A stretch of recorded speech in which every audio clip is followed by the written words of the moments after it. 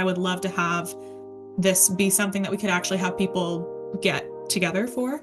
You're listening to the Coastal with Kelly podcast, your go-to podcast for waterfront travel destinations, coastal living, and ocean-friendly businesses. I'm your host, Kelly Dabrowski. Let's dive in.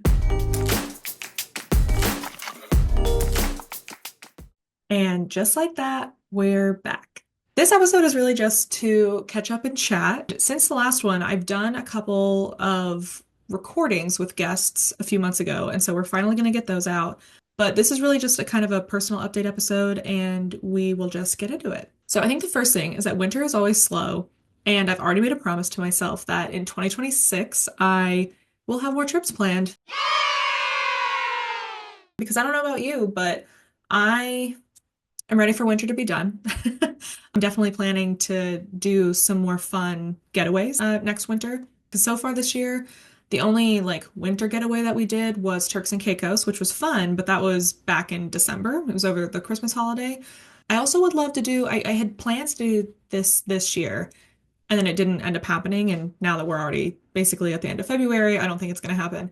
But I originally had plans to really lean into winter this year, right? So as someone who is more a fan of every other season, this was going to be the first year that I like learned how to ski or learned how to snowboard or something, and like just really lean into the like what you do in the winter in order to make it more fun.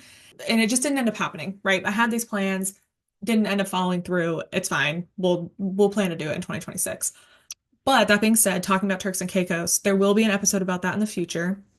I am also planning to make a travel guide. We only went to Providenciales, so I'll at least talk about where we went. We didn't go as many places as I would if I had gone on a trip like intentionally for this. This was a personal trip, but I'll still give some insight for anyone who hasn't been there yet. And I'll be adding some of that content to socials soon. So speaking of socials, if you follow me on TikTok or Instagram, while TikTok exists, we'll see if it, if anyone didn't know, there was this big TikTok shutdown that happened. But it got, we still have it for now. So anyway, if you follow me on either of those two platforms, there's two new series that recently started. So one is Kelly's Coastal Closet, and in that series, I'm really just putting outfits together. So this was one of them. It was day 4. I'm kind of just leaning into anything that fits that coastal vibe, coastal aesthetic, which I think is actually fun that someone who that's kind of just always been what I do. I think it's fun that Pinterest now is showing like fisherman aesthetic is trending, which that's still different than what I'm dressing as. This obviously is a little more preppy. It's still fun to see that there's been a lot of coastal elements trending recently. The goal is simply a challenge to myself because I work from home. I spend most of my time just in my apartment, just to challenge myself to get out of the athleisure and into like all of the nice outfits that I have in my closet. I'm sure that during work from home time for a lot of people, whether you're still working from home or you recently started working from home, you lean into it pretty quickly because it feels silly sometimes to get dressed up in something cute when you're just going to be at home by yourself.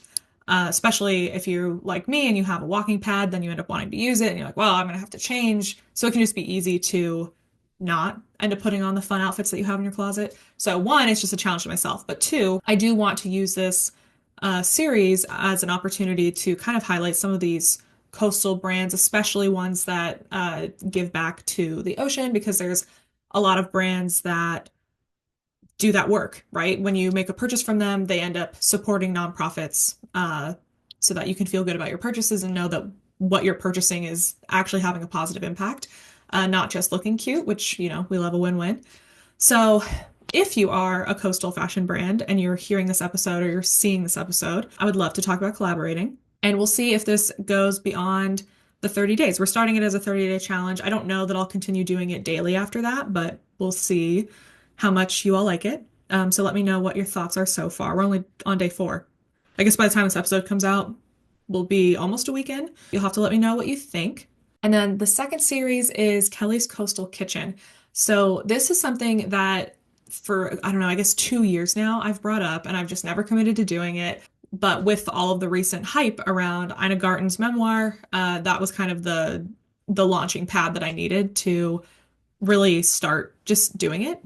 Because again, I don't have any intention of turning into like a cooking platform. But I do think that, seafood is something that I love enjoying. That's also something that is obviously a big part of like coastal inspired recipes. So we'll be talking about sustainable seafood in that series, as well as same thing as with the Coastal Closet series. We'll be talking about brands that give back to the coast. So things like there's like different alcohol brands, for example. So currently Wine Co. is one. It's a wine brand that gives back to different nonprofits in the nearshore environment space. So they donate to coral reef restoration, sea turtle rehabilitation, and oyster restoration. So there's also spirits brands like Gray Whale Gin, and they partner with Oceana to give back to our oceans that way. So there's just a lot of different brands that I think are worth highlighting in that series. And so I'll be talking about those as well. Thank you so much for tuning into the Coastal with Kelly podcast. I wanted to talk about one of the coastal products that I have been using for, since the end of 2019. So I guess 5 years now. So this has been my favorite SPF for the last 5 years. It is the Protect Me by Frey. A couple years ago, they reformulated. So it used to be a chemical sunscreen. Now it is a 100% mineral sunscreen, which is great for our coral reefs. And I absolutely love that they come in 3 different options. So we have 2 non-tinted options. One is SPF 30 and one is SPF 50.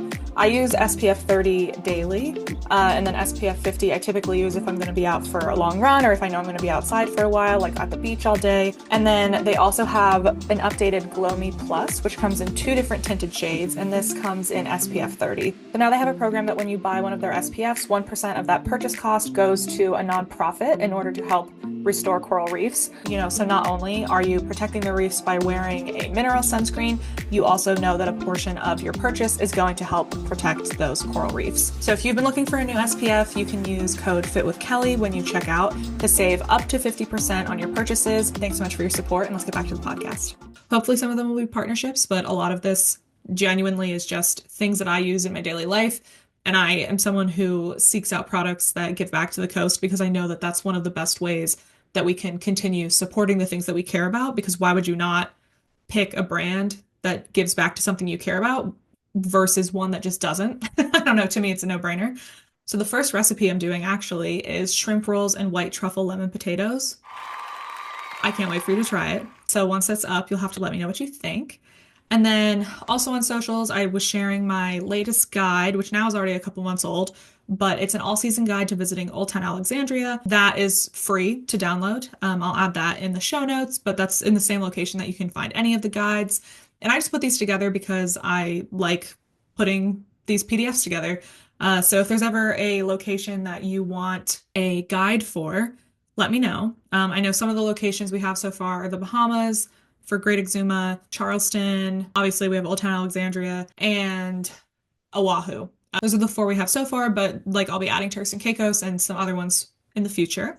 But beyond content, so now we're getting more into the personal side of things. Pretty sure everyone here knows I'm engaged. I've been engaged for over a year now. Ryan and I actually just celebrated our 10-year dating anniversary.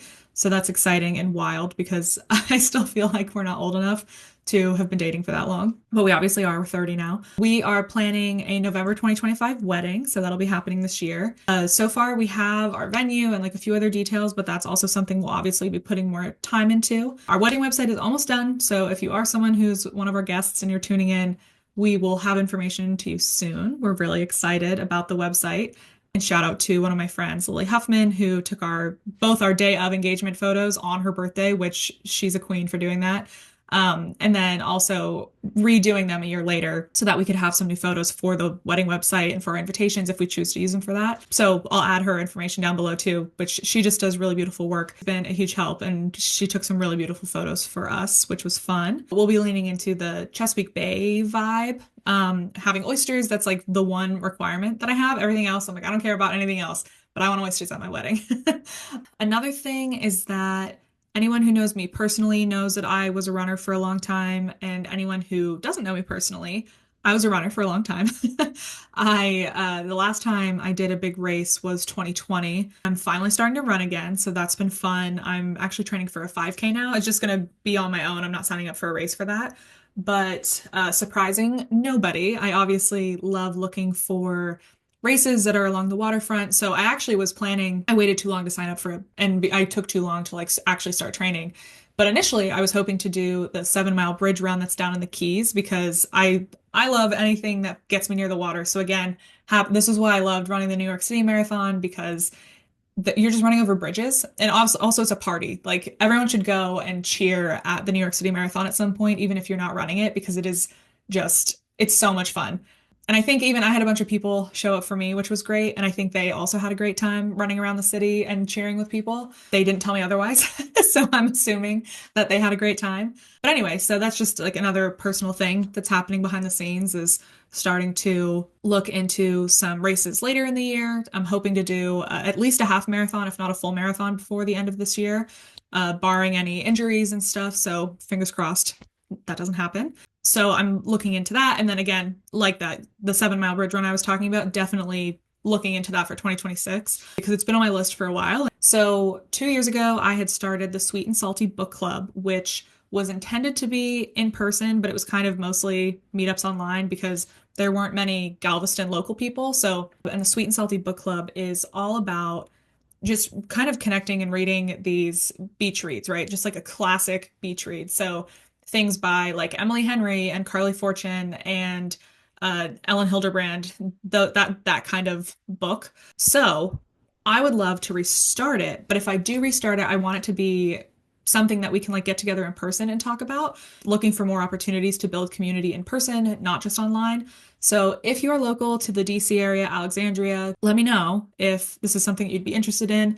That's something that we could easily start up again. And there is a Facebook group for it, so you can jump in that regardless, because we'll probably still have an online component, but I would love to have this be something that we could actually have people get together for. So you can find that on Facebook. I'll link that below as well. And then the final thing that we have to talk about is the new administration. Right now, every single thing is under threat. Everything that I've already been talking about and the decision to highlight brands that give back to the issues that we care about. So half the time I'm talking about brands that partner with ocean nonprofits, right? So for example, that wine company, Currently Wine Co. Another example actually is Hotel Lobby Candle, which there we go. Okay, so right there is the Hotel Lobby Candle diffuser, but I love their candles. I've been burning them for, I don't know, I guess I've been a fan 3 years now. They pretty much annually do a donation for the LGBTQ community. So not only will I be talking about the brands that do that work, but I'll also be talking about just things that we can do at home, whether that's showing up to events locally, whether that's just organizing in your own community. That is something that will come up on the podcast and then also just throughout my content as well, which again, I feel like that's kind of already always been there. I just haven't always been direct about the ties that they have. We're still working out some travel content for the year. So if there are any suggestions that you have or any destinations that you want to see covered, definitely let me know so I can try and set up working with those tourism boards or local hotels. And with that, I can't wait to see you next Thursday to talk about 25 destinations I would love to visit this year. But we're going to jump into that to just talk a little bit more about coastal travel, and I'll see you here next Thursday.